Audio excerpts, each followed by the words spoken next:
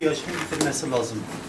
2 yaşının bitirmesinin nereden anlayacaksın? Hayvanın diş kapakları ön 2 dişi değiştirmesinden kaynaklanan, ondan sonra 2 diş atıyorum. Diş attıktan sonra hayvanın yani kurbana olacağını bir göstergesidir yani. Kurban oluyor.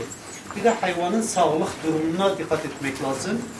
Yani özellikle insanlarımız geliyor yani kurban değil de kurban dışındaki yani bana ne kadar etim dışındadır.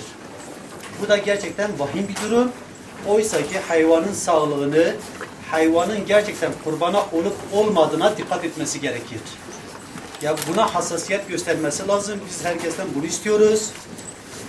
Ondan sonra hayvanın yani sağlık açısı, ondan sonra yani bu hayvanı ben alıyorum da yani kurban oluyor mu olmuyor mu? Yani fiyatın peşine fazla düşmemesi lazım. Çok ben bu malı kasaba da versem aynı fiyat, kurbancılara versem çok 200 kağıt fark oynar. Ama biz milletten bunu istiyoruz ki en azından aldığı kurban yani kurban olması gerekir.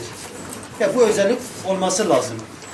Bunu da bilen bir kişiyle gelseler bizim açımızdan daha iyidir.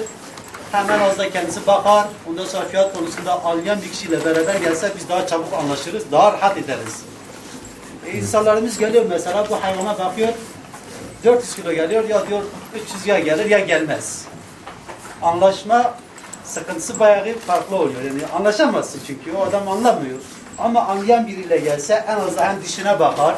Gerçekten kurbana olur olmaz diye yani en azından anlıyor ve kilosunu bildiği için de biz rahatlıkla malımızı satabiliyoruz. Sıkıntı olmaz.